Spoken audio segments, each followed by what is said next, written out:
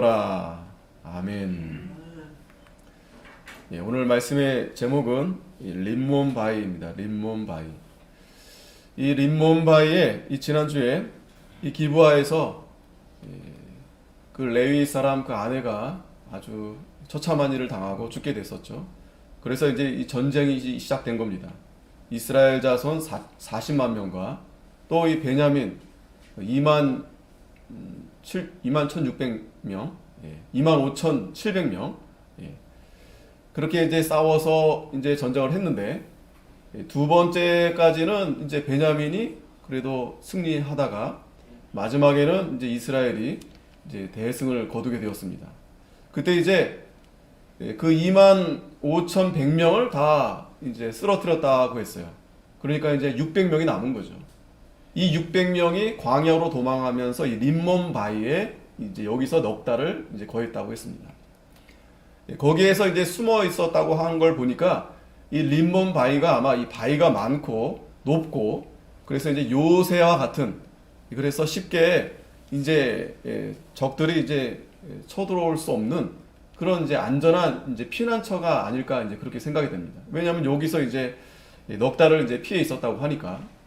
이 림몬이라는 단어의 뜻이 이제 성류나무라는 뜻이 있고 또 높은 아주 존귀한 이런 의미가 있습니다.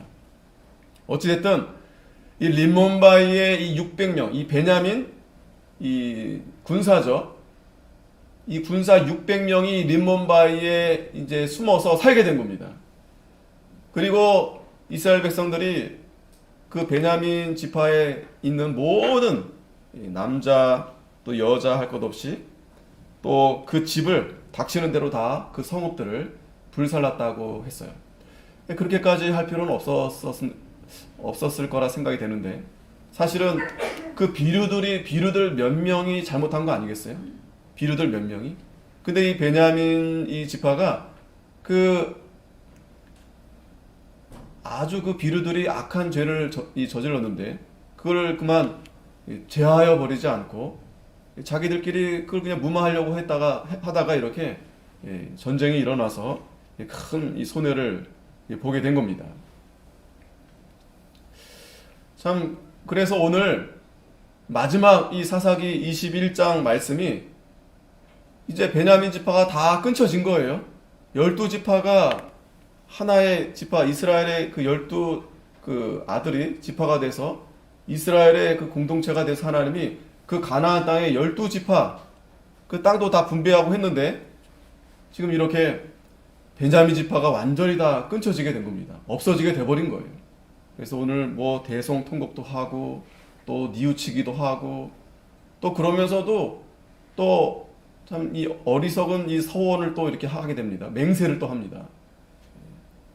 참 이런 부분들을 볼 때 결론적으로 21장 25절 이 요절 말씀과 같습니다. 이 사사기 전체적인 말씀인데 우리 같이 한번 읽겠습니다. 시작. 그때 이스라엘에 왕이 없으므로 사람이 각각 그 소견에 옳은 대로 행하였더라. 이스라엘에 왕이 없으므로 사람이 각각 그 소견에 옳은 대로 행하였다 그랬어요. 결국에는 하나님을 왕으로 모시지 않고 하나님을 왕으로 모시지 않는다는 건 뭐냐면 하나님 도움 필요 없다는 거예요. 내 생각대로 하겠다는 거예요. 내 마음대로 하겠다는 거예요. 내가 하는 게 옳고 내 생각이 옳고 그래서 결국 이렇게 이 한 지파가 완전히 이렇게 끊쳐지는 지경에 이제 이르게 된 겁니다. 이 사사기 사실 17장부터 21장 말씀이 시간적으로는 사실은 처음이에요. 앞에 우리가 이 사사기 1장부터 보면은 이제 12사사들이 이제 등장하잖아요. 원래 내용은 원래 시간적인 내용은 이렇게 되고 나서 이제 사사들이 이제 출현해서 하나님이 이스라엘 백성들을 건지시는 겁니다.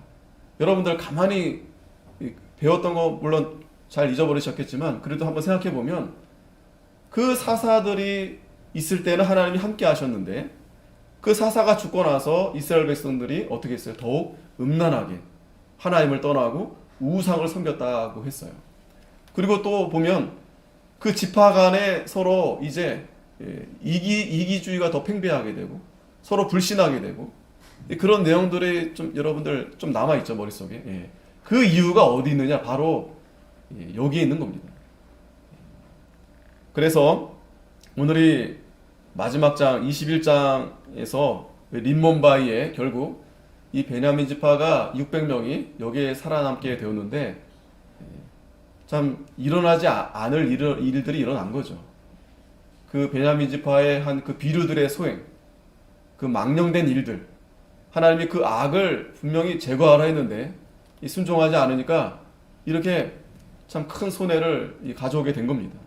그러나 분명한 것은 21장이 이렇게 암울하게 좀 우울하게 마무리된 것 같지만 그러나 분명한 것은 하나님께 소망이 있다는, 하나님께 소망이 있다. 이스라엘 백성들이 비록 그들의 마음이 하나님으로부터 떠나서 자기 소견대로 옳은 대로 행했지만 그러나 이 말씀은 뭐예요? 이 말씀은 하나님을 왕으로 모셔야 산다는 거예요. 하나님을 의지하고 하나님의 도우심을 얻어야 산다는 거예요. 내 생각대로 내 뜻대로 사는 것이 아니라 하나님의 뜻대로 우리가 살 때 하나님이 복을 주시고 또 하나님이 우리에게 큰 은혜를 베풀어 주신다라는 것입니다. 그러니까 이 사사기 말미에서 좀 사실 말미가 이게 마지막이 아니라 말씀드렸죠. 이게 원래 시작 부분인데, 그러니까 시작도 마지막도 우리 인간은 이렇게 어리석어요. 우둔합니다. 뭐 좀 잘 되면 좀 교만하게 되고. 그러나 분명한 것은 하나님의 섭리, 아까도 잠깐 공부했지만 하나님은, 그러니까 소망은 하나님께 있다는 거예요. 하나님께 있다라는 거예요. 그래서 우리가 우리의 왕이 되신 하나님, 그리고 우리의 주인이 되시고 우리의 생명이 되시는, 우리의 피할 바위가 되시고 우리 피난처가 되시는 하나님, 그 하나님께 우리가 가지 않으면 결국은 이렇게 참 이런 일들을 우리가 만나게 되는 겁니다. 이게 비단 이스라엘 백성들의 역사 이야기가 아니라 우리 한 성도들의 개인, 또 가정, 또 이 나라의 단체, 사회, 나라, 국가 모든 게 다 포함되는 그런 내용의 말씀입니다. 자, 그래서 우리가 1절부터 말씀을 보게 되면, 자 7절까지 내용을 말씀을 보게 되면은 이 참 어리석은 맹세를 하게 됩니다. 1절에 보니까 이스라엘 사람들이 미스바에서 맹세하여 이르기를 우리 중에 누구든지 딸을 베냐민 사람에게 아내로 주지 아니하리라. 자, 지금 이 베냐민의 그 비류들 때문에 전쟁이 시작된 겁니다. 이 베냐민 자손들이 잘 말을 들어서 그들과 온 총에 모였을 때 와서 어떻게 할까? 그 비류들을 잘 제거했다면, 정리했다면 이렇게 큰 전쟁이 날 이유가 없겠죠. 서로 같은 형제인데 피 볼 일이 없었을 거 아니겠어요. 그리고 베냐민 자손만 그렇게 끊쳐진 게 아니고 우리 이쪽도 상당히 손해가 있어요. 거의 4만 명가량 거의 목숨을 잃었습니다. 그 사람들을, 그 젊은이들 죽지 않아도 될 건데 죽게 된 거예요. 이 누룩을 제거하지 않으면 이렇게 큰 손해를 가져오게 되는 겁니다. 그래서 이스라엘 이 자손들이 거기에 대한 이제 분노가 이렇게 솟구쳤겠죠. 그래서 지금 베냐민 사람들을 다, 뭐 성읍에 있는 사람들을 다 죽인 거 아니겠어요? 아이고 어른이고 다. 그리고 지금 남은 사람은 그 림몬바이에 600명, 그 도망간 사람들, 거기 그렇게 남아 있는데 이스라엘 백성들이 이제 맹세한 겁니다. 우리 중에 누구도 이 베냐민 사람에게 아내를 주지 않겠다. 그러니까 이 베냐민 자손들을 완전히 다 끊쳐버리겠다라고 그렇게 이제 맹세한 거예요. 이 맹세가 잘한 맹세 같아요. 예? 어떤 맹세 같아요? 여러분 한번 생각해 보세요. 우리가 죄는 미워해야 되겠죠, 그죠? 죄는 미워해야 됩니다. 죄는 제거해야 되고. 그러나 그 죄 때문에 사람까지 미워할 건 없어요. 지금 이 이스라엘의 이 공동체가 여러분 지금 숫자가 많아서 이 국가가 되었지만 작게 보면은 우리가 이 한 가정에서도 이런 일이 비일비재합니다. 한 가정을 보면 알 수 다르지 않습니다. 한 가정을 봐도. 서로 죽이고 싸우고 미워하고, 이 잘못한 게 분명히 있겠죠. 그러나 우리가 사람은 얼마든지 우리가 잘못을 인정했을 때 용서해 줘야 됩니다. 그 죄 때문에, 그 잘못 때문에 사람까지 죽일 필요는 없어요. 예수님이 원수까지 사랑하라고 했잖아요. 원수까지. 근데 지금 이스라엘 백성들이 지금 이성을 잃어버린 거예요. 근본적인 이유는 하나님을 왕으로 모시지 않아서 지금 이렇게 돼 가고 있는 겁니다. 이런 일들이 지금 그 시작이 하나님을 왕으로 모시지 않고, 그러니까 하나님의 도우심, 하나님의 지혜를 구하지 않으니까 이렇게 엉뚱한 맹세를 해버리게 되는 거예요. 이 판단 미스. 이 얼마나 이 맹세를 잘해야 될 거 아니겠습니까? 오늘 저와 여러분들도 판단을 잘해야 되겠죠. 내가 이 일을 해서 잘 될 것인가? 이 일을 하지 말아야 될 것인가? 그리고 그렇게 하려면 참 어려운데 하나님의 도우심을 구해야 됩니다. 그리고 무엇보다 그 중심이 하나님 중심에 서 있어야 돼요. 그럼 분명합니다. 오늘도 하나님 말씀을 주실 때, 아, 그렇지. 내가 하나님 편에 서야 되는데, 내가 한 주간도 내가 하나님 말씀대로 내가 하지 못했구나. 분명히 하나님 말씀이 우리를 깨닫게 해주세요. 그런데 지금 이스라엘 백성들이 지금 이 미스바에 모여가지고 지금 엉뚱한 이 잘못된 맹세를 하는 거예요. 그러면서 2절에 백성이 베델에 이르러 거기서 저녁까지 하나님 앞에 앉아서 대성통곡하여. 가만히 이 본문을 생각해 보니까 지금 이스라엘 백성들이 지금 정신적으로 좀, 마음적으로, 심적으로 좀 문제가 있어요, 지금. 오늘 요즘도 비슷하지 않겠어요? 재밌는 거는 여러분, 제가 이 사사기 말씀을 보면서 이 말씀은 뭐 항상 뭐 요즘뿐만 아니고 작년에도 그전에도 누군가 어떤 목사님에 의해서 설교된 말씀 아니겠어요? 그래서 제가 이제 유튜브에 이제 많은 설교들이 올라오니까 이 본문을 보면서 이제 어느 목사님 설교를 이 본문에서 하시는데 보니까 2015년도 그때도 똑같이 목사님 하시는 말씀이 뭐냐? 오늘 이 시대가 사사시대와 같다. 예. 깜짝 놀랐어요. 뭐 놀랄 것도 아니지만 뭐 성경 말씀이 어제나 오늘이나 동일하지만 지금 봐도 지금 이스라엘 백성들이 제정신이 아니에요. 하나같이. 이렇게 자기들끼리 형제끼리 싸우고 피 터지게 죽이고 할 필요 없는 거 아니겠어요? 그 전까지만 해도 여러분 지금 광야에서 얼마나 똘똘 뭉치면서 집도 없고 옷도 많지 않고 변변치 않고 그런데 서로 이렇게 도와가면서 그렇죠? 그렇게 12지파가 그렇게 정말 그 40년 그 광야를 헤쳐서 힘들게 고생하면서 헤쳐서 정말 그 안에서 얼마나 그 끈끈한 정이 얼마나 그 솟아났겠어요. 우리도 과거에 어려웠을 때 그죠? 한참 뭐 새마을 운동이다 하면서 얼마나 국민들이 똘똘 뭉쳐가면서 안 먹어가면서 안 써가면서 그렇게 해서 이 나라가 이렇게 발전된 거 아니겠어요? 그런데 그렇게 와서 잘 살게 되고 좋은 환경이 되어놨는데 그 자녀 세대들이 그 살면서 물론 많은 혜택을 받았죠. 그런데 문제는 오늘 이 사사시대처럼 하나님이 분명히 말씀했어요. 내가 전쟁을 알지 못하는 그 세대들을 내가 시험하겠다. 왜냐면 그 부모 세대들은 고생을 많이 했는데 하나님의 그 인도하심과 은혜를 충분히 봐왔거든요. 근데 그 자녀들은 그 광야에서 태어난 게 아니라 가나안에 이미 와서 태어난 세대예요. 그러니까 고생을 그렇게 많이 하지 않았죠.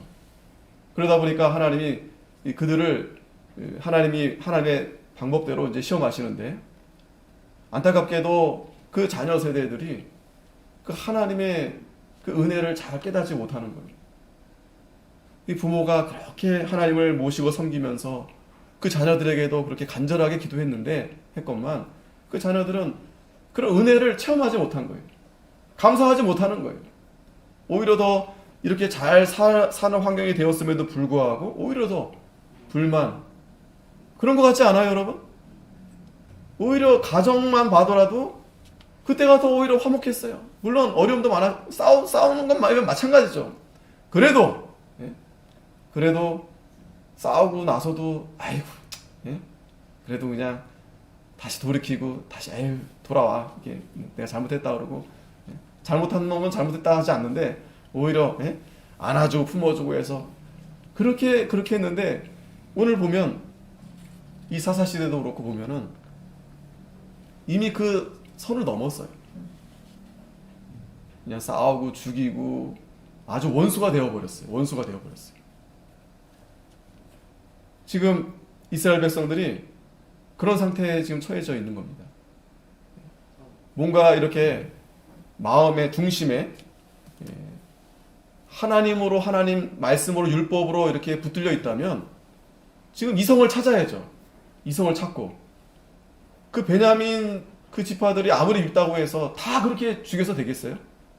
그리고 설사 그들이 잘못을 했다 하더라도 이미 이제 전쟁은 끝났으니까 그 남은 자들에 대해서 좀 불쌍히 여기는 마음이 있어야 될 거 아니겠어요? 그래도 우리 형제였는데 도와줘야 되겠다. 그게 아니고 아예 그냥 끊어버리고 죽든지 말든지 아예 그냥 죽어버려라 그러고 그냥 다시는 관계하지 않겠다 하고 그리고 또 와서는 또 대성통곡하는 거예요. 억울해가지고 대성통곡하는 거예요. 그러면서 3절에 또 보면은 가로되 이스라엘의 하나님 여호와여 오늘날 이스라엘 중에 어찌하여 한 지파가 이지러졌나이까. 또 하나님을 원망합니다. 하나님이 왜 우리가 이 지경 나도록 하나님이 왜 이렇게 놔두신 겁니까? 우리 가정이 우리 나라가 하나님이 좀 도와주시고 좀 붙들어 주시고 했었어야지. 왜 이렇게 이지러지고 쪼개지고 어긋나고 왜 이렇게 하나님 이렇도록 내버려 두신 겁니까? 그러면서 또 그 다음날 일어나서 아무 일도 없었던 듯이 일찍 일어나서 거기 한 단을 써고 번제와 화목제를 또 드립니다. 왔다 갔다 하는 거지. 왔다 갔다 하는 거예요. 막 분노했다가 막 펑펑 울다가 또 하나님 원망했다가 또 다시 정신 차리고 또 이렇게 번제와 화목제를 드리고 이제 좀 정신이 들었어요. 그러니까 이렇게 하나님 앞에 번제 화목제를 드리니까 좀 정신을 찾아서 5절에 보면 이스라엘 자손이 가로되 이스라엘 온 지파 중에 총회와 함께하여 여호와 앞에 올라오지 아니한 자가 누구뇨? 하니 이는 그들이 크게 맹세하기를 미스바에 와서 여호와 앞에 이르지 아니하는 자는 반드시 죽일 것이라 하였음이라. 자, 그랬는데 이들이 또 어떤 또 맹세를 하게 되냐면 그 총회에 모였을 때 이제 베냐민과 같이 이제 싸우자 했을 때 참여하지 않은 자를 또 이렇게 아는 지파를 또 이렇게 찾습니다. 그리고 반드시 죽일 것이다. 참여하지 않은 지파는 반드시 죽일 것이다. 아니 이미 지난 건데 지난 일인데 물론 잘못한 거죠. 이 총회는 하나님의 일이기 때문에 다 함께 해야 됩니다. 누구는 하고 누구는 빠지고 그럴 수는 없어요. 하지만 설사 그렇다 하더라도 그렇게 다 죽일 필요는 없는 거 아니겠어요? 뒤에 나오지만 이렇게 죽이려 했던 이유가 있습니다. 뒤에 이제 설명드리겠지만 어찌됐든 계속해서 지금 이스라엘 백성들이 지금 뭔가 판단을 잘못하고 있어요. 그리고 또 6절에 또 뭐라 말하냐면 이스라엘 자손이 그 형제 베냐민을 위하여 뉘우쳐 가로되 오늘날 이스라엘 중에 한 지파가 끊쳐졌도다. 갑자기 또 베냐민 지파 아까는 아침에는 막 막 분노가 막 이렇게 했다가 또 시간이 지나니까 또 불쌍한 거예요. 또 저 어떡하나 저거. 저 다 끊쳐지면 저거 안 되는데. 그 형제 베냐민을 이외하여 뉘우쳤다 그랬어요. 오늘 21장에 가만히 보면 이 뉘우친다는 말이 여러 번 나옵니다. 여러 번 뉘우친다는 말이 나와요. 그런데 아까도 2절에 보면 대성통곡했잖아요. 그리고 또 뉘우친다는 말을 또 여러 번 반복적으로 이제 하게 되는데 그 눈물의 참 그 눈물, 진정성 있는 눈물. 그 뉘우침은 진짜 뉘우쳤다면 정말 제대로 반성하고 제대로 이제 해야 되겠는데 또 보면은 그렇지 않아요. 그렇게 하지 않아요. 정말 그들을 불쌍히 여긴다면 그런 맹세하면 되겠어요? 뭐 아내를 주지 않겠다고 하고 또 거기에 참여하지 않는 자들 다 죽여버리겠다고 하고 이건 뉘우친 게 아니죠. 그러면서 7절에 그 남은 자들에게 우리가 어떻게 하면 아내를 얻게 하리요? 우리가 전에 여호와로 맹세하여 우리 딸을 그들의 아내로 주지 아니하리라 하였도다. 자, 정신 차려보니까 쟤네들 좀 살려줘야 되겠는데 했는데 이미 뭐 맹세를 해버렸잖아요. 우리의 아내를, 우리의 딸들을 쟤네들에게 절대로 주지 않겠다. 그러니까 이스라엘 백성들 한번 맹세하면은 그거 무슨 일이 있어도 지켜야 됩니다. 왜? 하나님의 저주를 받아요. 그러니까 맹세를 아무렇게나 함부로 해서는 안 됩니다. 이 서원을 하는 건 참 중요하고 좋은 일인데 잘해야 됩니다. 그런데 지금 보면 저만 그렇게 느끼는 건지 모르겠지만 여러분들도 오늘 이 말씀을 가만히 보면 막 분노했다가 막 울었다가 또 정신 차렸다가 또 이렇게 번제 화목제 드리려면 여러분 이렇게 오늘 예배 드리는 건 마찬가지. 이렇게 멀쩡하게 예배 드렸다가 아이고 내가 잘못했네. 그리고 들어가서 또 했다가 근데 어떡하지? 이미 물은 엎질러졌고 그런 상태예요. 그런 상태. 그러다가 8절부터 보면 이제는 아까 그 두 번째 맹세했던 거 있죠? 총회에 참여하지 않는 자를 다 반드시 죽이겠다. 그걸 실행에 옮기는 겁니다. 이 야베스인들을 아주 다 죽이는 일이 일어나요. 8절에 또 가로되 이스라엘 지파 중 미스바에 올라와서 여호와께 이르지 아니한 자가 누구냐 하고 본즉 야베스 길르앗에서는 한 사람도 진에 이르러 총회에 참여치 아니하였으니 백성을 계수할 때 야베스 길르앗 거민이 하나도 거기 없음을 보았음이라. 이 야베스 길르앗 거민들은 어디냐면 그 요단 동편에 있는 그런 지파들인데 거기 이제 갓 지파가 있어요. 갓 성읍이 있습니다. 야베스 길르앗 거민. 이들이 이제 참여하지 않은 거예요. 그러니까 지금 이제 서서히 지금 어떤 분열되는 조짐들이 이제 보여지는 겁니다. 그래서 우리가 이미 앞에서 그 12 사사들의 내용들을 봤지만 지파들 간에 그렇게 썩 그 관계가 좋지 않아요. 몇몇 지파들은 또 모이기도 하는데 전체적으로 다 모이지가 않습니다. 특히 또 이 므낫세와 이 에브라임은 아주 그냥 서로 시기 질투가 아주 그 형제 지파인데 형제 지파가 더 그렇게 적대시하는 걸 우리가 이미 보았죠. 그래서 10절에 보면 회중이 큰 용사 1만 2천을 그리로 보내며 그들에게 명하여 가로되 가서 야베스 길르앗 거민과 및 부녀와 어린아이를 칼날로 치라. 이제는 뭐 형제 죽이는 거 이제는 뭐 여사일도 아니에요. 어린아이 부녀 무슨 잘못이 있겠어요? 사실 부녀하고 어린아이가 무슨 잘못이 있겠어요?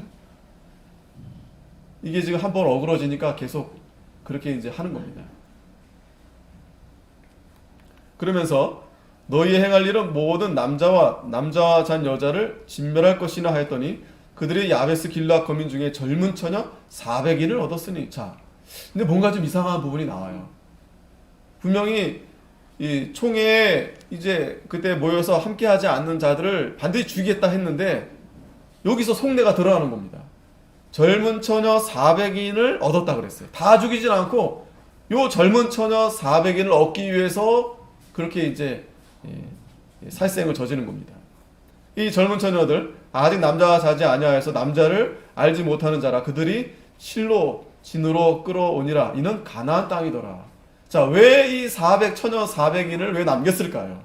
이제 뒤에 이제 나오긴 하지만 그런데 여기서 중요한 것은 이런 일들이 가나안 땅에서 일어났다는 거예요. 가나안 땅에서 일어났다. 거듭 제가 말씀드리지만 지금 그 기브아 사건도 마찬가지죠. 거기가 에브라임 그 베냐민 그 중심입니다. 이스라엘 가나안의 중심. 그리고 레위인 이 하나같이 정말 하나님을 대표하는 거룩한 그러한 백성들이고 그러한 정말 중요한 그러한 이 지역인데 어디 구석에서 일어나는 일들이 아니에요. 그런 곳에서 참 이렇게 망령된 일들이 이렇게 자행되는데 오늘 이 야베스 거민들도 이 학살하는 그 곳이 바로 다른 곳이 아니라 바로 이 가나안 땅에서 이런 일들이 일어났다라는 거예요. 물론 이유는 뭐 총회에 참여하지 않아서 그랬다 하지만 총회에 참여하지 않았다고 해서 이렇게까지 부녀들 뭐 아이들 할 것 없이 다 이렇게 죽인다라는 것은 이건 뭔가 좀 문제가 있습니다. 뭔가 좀 잘못이 있어요. 자, 그러면서 이제 세 번째 대지 마지막에 보면은 이제 베냐민 자손과 이제 화평을 맺습니다. 13절에 보면 온 회중이 림몬 바위에 있는 베냐민 자손에게 보내어 평화를 공포하게 하였더니. 아니 그들과 뭐 그들에게 자기들 딸을 주지 않겠다고도 했고, 또 그 전쟁 때문에 길르앗 야베스 거민들 다 이렇게 학살하게 하고 그랬었는데 지금 또 태세가 바뀌었어요. 이 베냐민 자손들과 다시 함께 해야 되겠다.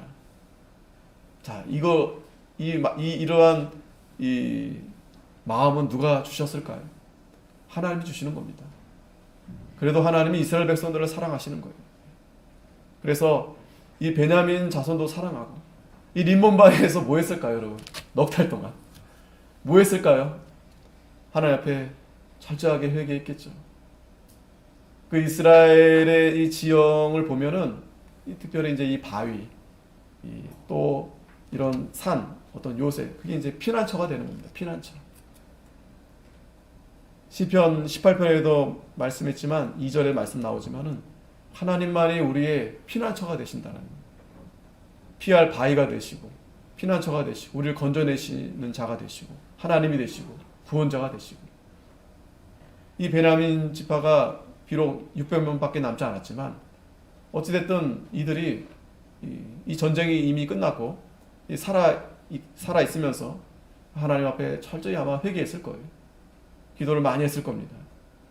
어찌됐든 하나님의 은혜로 그 이스라엘 자손들이 다시 이제 평화를 이제 공포하게 한 겁니다.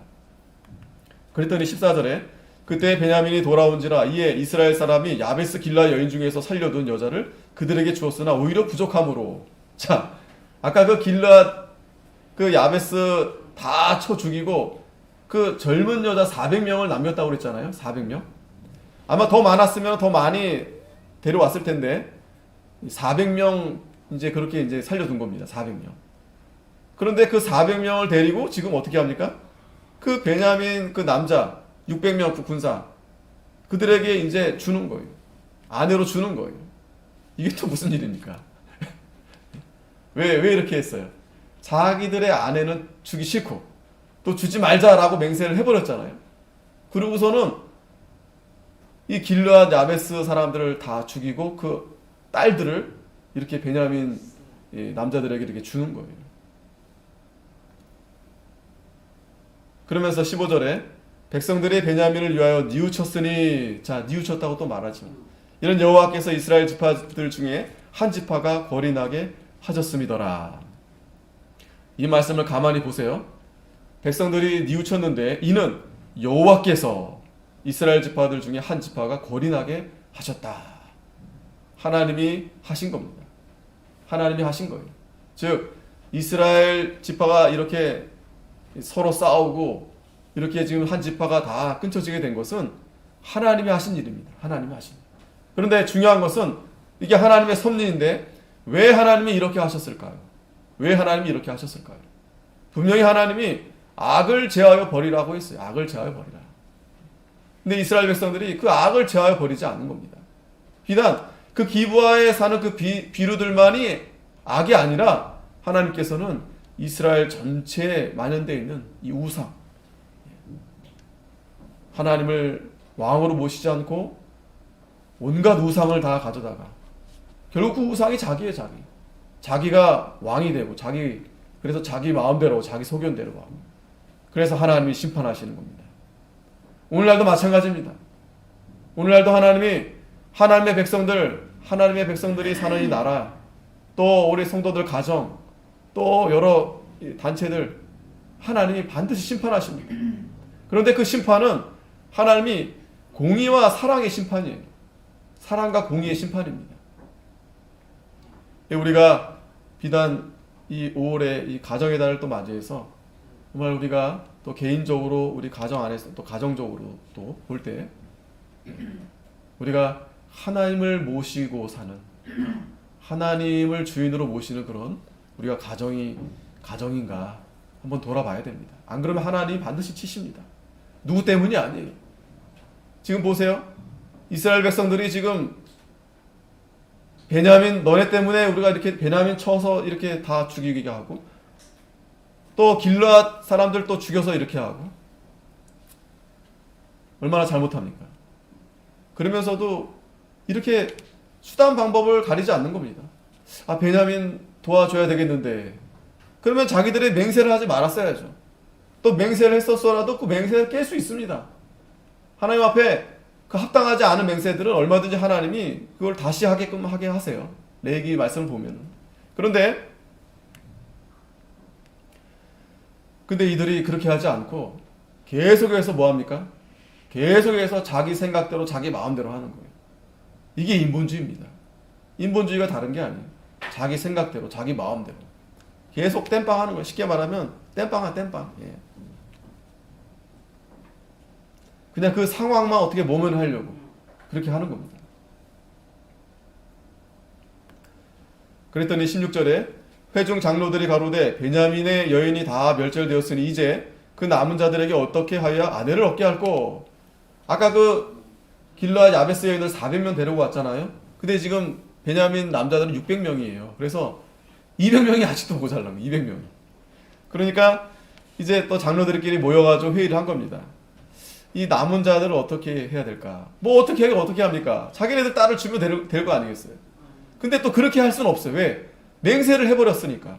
또 맹세를 다시 또 그거를 다시 저기 하자니 또 자존심도 상하고 그런 거예요. 예.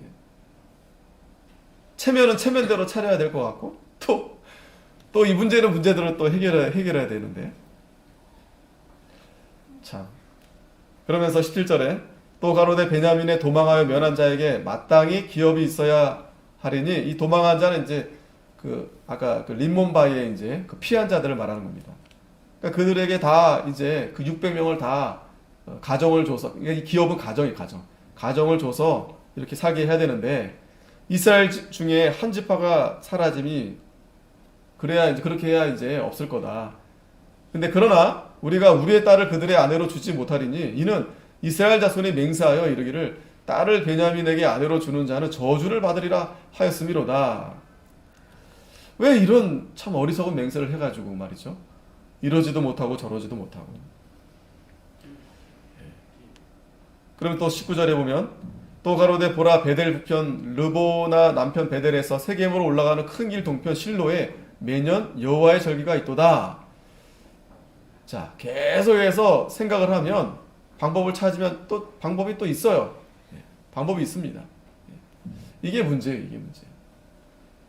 우리가 살면서 여러 가지 어려움을 당하고 문제를 만났을 때 우리가 그 문제를 하나님 앞에 도우심을 구해야 됩니다. 그리고 가장 중요한 방법은 원칙대로 하는 거예요. 원리 원칙대로. 근데 그거를 무시해버리고 그러니까 지금 두 마리를 다 잡고 싶은 거예요. 지금 가장 쉬운 방법은 자기들이 죄를 인정하고 자기들이 잘못을 인정하고 그렇게 하면 일이 아주 쉽게 해결되거든요. 근데 그렇게 못하는 거예요. 특히 이 가진 자, 그죠? 가진 자, 또 높은 자, 그 위치에 있으면 그게 여간 어려운 거예요. 여간 어려운 거예요.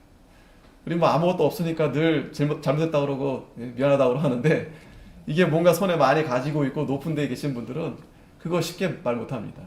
그리고 뭐 함부로 말할 수도 없는 일이죠. 그런데 사실은 그 말이 필요한 겁니다. 내가 정말 잘못했다. 내가 정말 부족했다. 근데 그거 안 하는 거예요. 끝까지 안 하는 거예요. 그러면서 계속 방법을 찾는 겁니다. 방법을 찾는 거예요. 그런데 놀라운 거는 보면은요, 하나님이 그걸 다 알고 계시는데 그런 방법을 통해서도 하나님이 또 역사하신다라는 거예요. 그러면 우리 생각에는 그럼 우리가 잘한 게 아니냐? 결코 그렇지 않습니다. 결코 그렇지 않아요. 그렇게 함으로 인해서 또 다른 또 부작용이 또 나타나는 거예요. 부작용이. 그러나 하나님은 참 그래도 불쌍히 여기시는 겁니다. 그냥 지켜봐 주시는 거예요. 그래서 지금 하나 또 생각난 것이 이제 이 절기 때는 이제 사람들이 다 모이거든요. 아마 이제 초막절인 것 같은데 이때 베냐민 자손에게 명하여 가로되 가서 포도원에 숨어서 보다가 실로의 여자들이 무도하러 나오고 이제 이스라엘 백성들은 이 축제가 되면은 이제 그러니까 제사를 드리고 나서 이제 축제를 합니다. 그러면 굉장히 막 이렇게 춤을 춰요, 막. 그래서 저는 이제 어떤 목사님이 유대인의 그 결혼식 이제 그걸 한번 보여줬는데 여러분들 한번 나중에 보십시오. 유튜브라 보시면은 그 결혼식장에 보면 결혼식 이제 피로연인 것 같아요. 그 검은 복장 유대인들 이제 검은 복장 입었으니까 어마어마한 사람들이 이제 하객들이죠. 다 이렇게 와 있는데 뭐 1시간 동안 춤추는 거예요, 막 이렇게. 예? 앞에 이제 뭐 이렇게 상에 이제 그 떡 이렇게 뭐 소박하게 두고 나서 아주 그냥 신나게 춤을 추는 거예요, 막 그냥 어깨동무하고 막 춤추는 거 보니까 우리나라 사람들하고 좀 비슷한 것 같기도 한데 어쨌든 예신이 나와가지고 막 방방 뛰면서 막 춤추면서 노래 부르면서 그게 이제 하나의 유대인들의 문화예요, 문화. 축제. 예. 결혼식을 그렇게 좋아하는 거 처음 봤어요. 그렇게 막 온 하객들이 그냥 그것도 뭐 잠깐 하는 것도 아니에요. 그러니까 아마 이제 이 초막절 절기 때도 아주 그냥 모여가지고 그냥 기쁘니까 천국 잔치 아니겠어요.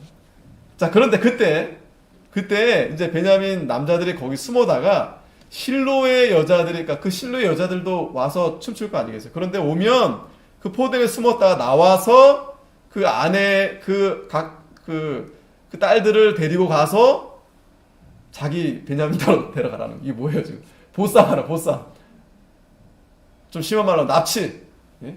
인심매면 아니지만 납치해가지고 데려가라는 겁니다. 이거를 아이디어로 해놓고 이렇게 지금 장로들이 모여가지고 이렇게 하자고 한 거예요. 그런데 만일 이제 그 부모들이 가만 안 있을 거 아니겠어요? 왜 우리 딸을 데려가느냐? 따지고 그러면 그들에게 말하기를 청컨대 너희는 우리에게 은혜를 베풀어 그들을 우리에게 줄지니라. 은혜를 베풀라는 거예요. 아니 자기들이 은혜를 베풀 것이지. 참 이게 얼마나 나쁩니까? 그러면서 우리가 전쟁할 때 각 사람을 위하여 그 아내를 얻어주지 못하였고, 그러니까 뭐예요 이게? 지금 베냐민들이 저렇게 된 거는 우리 전체가 다 지금 잘못한 거다. 그걸 너가 좀 이해했으면 좋겠다. 그리고 너희가 자유로 그들에게 준 것이 아니니 너희에게 죄가 없을 것임이니라. 자, 그리고 우리가 맹세했는데 우리 딸을 주지 말자라고 맹세했기 때문에 이건 우리가 준 게 아니다. 쟤네들이 뺏어간 거지. 야, 이게 뭐 말이야 뭡니까 이게 진짜. 예? 이러고 있는 겁니다. 지금 이렇게 돼버렸어요. 이런 사회가 돼버렸어요. 이스라엘 나라가 지금 이런 사회가 돼버렸어요. 원칙도 없고 원리도 없고 그냥 주먹구식으로 그냥 임기응변으로 막 이렇게 하게 된 겁니다. 그래서 그대로 이제 베냐민 자손들이 이제 그렇게 한 겁니다. 춤추는 여자들 중에서 자기들의 수요대로 이제 200명 여자들을 그날 다 납치해가지고 자기네 땅으로 이제 업어간 거예요. 참 성경에 이런 내용이 이렇게 나오는데 참 여러분들 이걸 볼 때마다 참 한심하죠. 그런데 우리는 뭐 이렇게 하진 않지만 비단 우리하고도 별반 다르지 않다라는 거예요. 우리도 참 우리 마음에 하나님을 왕으로 모시지 않고 우리 마음대로 살면 뭐 작은 죄든 큰 죄든 할 것 없이 우리도 임기응변대로 그 땜빵식으로 누가 안 보니까 이런 식으로 그렇게 하면서 우리도 살아간다라는 거예요. 거듭 죄를 반복하면서 나만 아니면 돼 이런 식. 나만 아니면 돼. 그렇게 하면서 자, 그때 이스라엘 자손이 그곳을 떠나 각각 그 지파 그 가족에게로 돌아가되 곧 각각 그곳에 나와서 자기 기업으로 돌아갔더라. 자, 그래서 베냐민 지파가 없어지지 않고 베냐민 지파가 이제 600명의 남자들이 아내를 얻어서 그렇게 얻어서 이제 지파가 된 겁니다. 자, 우리가 두 번째 사사 잠깐 생각해보. 두 번째 사사가 누구냐면 에훗입니다. 에훗. 그 에훗이 어느 지파냐? 베냐민 지파예요. 베냐민 지파. 그러니까 이게 지금 시간적으로 앞에라 그랬죠. 그래서 이 베냐민 지파가 이렇게 해서 지파가 이제 형성이 된 겁니다. 다시 이 600명의 가정들이 다시 잘 형성이 돼서 이제 잘 그 지파가 다시 회복이 된 겁니다. 그래서 거기에서 에훗이라는 또 왼손잡이 사사가 나와서 또 이스라엘 백성들을 건져내는, 그 지파에서 또 이스라엘의 그 어려움을 당했을 때 건져내는, 하나님이 또 그렇게 또 역사하신 겁니다. 자, 이렇게 해서 이제 마무리가 된 겁니다. 그리고 마지막 25절 마지막 절에 그때 이스라엘 왕이 없으므로 사람이 각각 그 소견대로 옳은 대로 행하였더라. 하나님을 왕으로 모시지 않아서 이들의 마음에 온갖 우상이 가득한 거예요. 그러니까 이런 일들이 이제 그냥 심심치 않게 일어난 겁니다. 막 아무렇게나 맹세하고 아무렇게나 서원하고 또 그거 지키지도 못하니까 수단 방법을 가리지 않고 또 나만 아니면 되니까 다른 사람 나만 괜찮으면 된다는 식으로 이렇게 일 처리해버리고, 그리고 그렇게까지 죽일 필요까지 없는데 잔인하게 그렇게 학살을 하고 죽이게 하고, 또 그 딸들 얼마나 귀합니까? 예? 그 딸들을 데려다가 그렇게 하고. 그러니까 여러분 그 베냐민의 그 한번 생각해 보세요.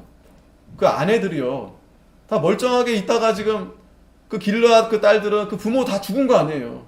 얼마나 그 마음에 원한이 맺히지 않았겠어요? 그리고 지금 이 실로의 딸들은 그냥 하루아침에 그냥 자기 그 부모 집 다 잃어버리고 지금 이렇게 엎혀가지고 지금 남의 집 와서 이렇게 살게 된 거 아니겠어요? 이런 일들이 왜 일어났는가?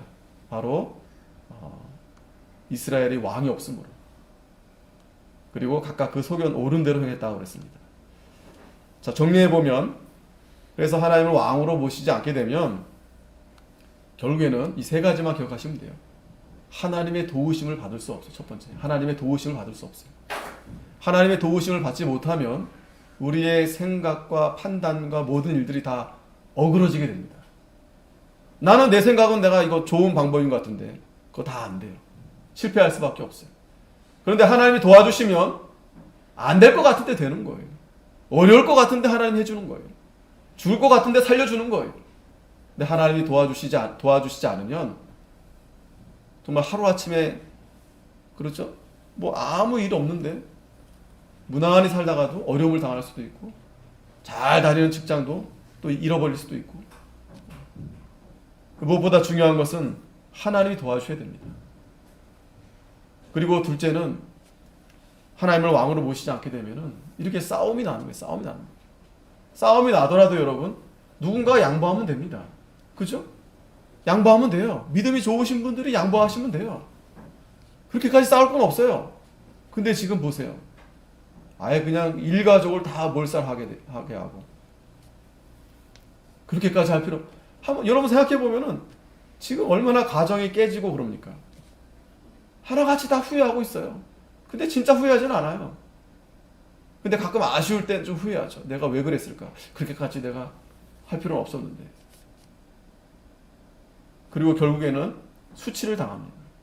수치를 당합니다. 수치. 이거 얼마나 수치스러운 일입니까?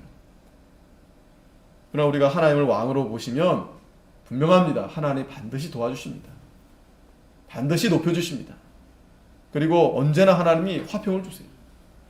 지진이 나고 난리가 나고 전쟁이 나고 해도 하나님을 왕으로 모시는 성도, 가정은 하나님이 기쁨을 주십니다. 행복해요. 기뻐요. 뭐가 있어서가 아니고 잘 돼서가 아니라 그냥 언제나 늘 만족하고 주 안에서 늘 기쁩니다. 무엇보다도 하나님의 영광이 드러나요. 이게 중요합니다. 먹든지 마시든지 무엇을 하든지 하나님의 영광을 위하여 하라고 했잖아요. 우리가 하나님의 도우심을 받으며 살면 그 삶 자체가 하나님의 영광으로 드러나게 되는 거예요. 우리가 결국 하나님 앞에 갈 거 아니겠어요? 우리 성도들이 다 개개인 얼마나 존귀한 존재 아니겠습니까? 우리의 가정도 마찬가지, 믿음의 가정. 하나님의 영광으로 우리가 드러나야 될 거 아니겠어요?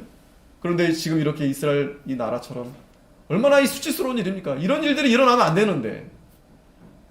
하지만 비록 그런 일이 우리가 일어났다 할지라도 하나님은 언제나 우리의 피난처가 되신다는 것. 마지막 시편 18편 1절 2절 읽고 우리 마치겠습니다. 시작. 나의 힘이 되신 여호와여, 내가 주를 사랑하나이다. 여호와는 나의 반석이시요 나의 요새시요 나를 건지시는 자시요 나의 하나님이시요 나의 피할 바이시요 나의 방패시요 나의 구원의 뿔이시요 나의 산성이시로다. 아멘. 기도하겠습니다. 거룩하신 하나님 아버지, 은혜 감사합니다. 올해 가정의 달을 맞이해서 하나님이 그래도 이렇게 우리 나라를 지켜주시고 우리 사랑하는 성도님들 가정을 붙들어 주시고 또 개개인 또 성도들을 하나님 지켜주셔서 그래도 이렇게 자유롭게 어려움 없이 살도록 인도해 주신 하나님 아버지 감사합니다. 하나님이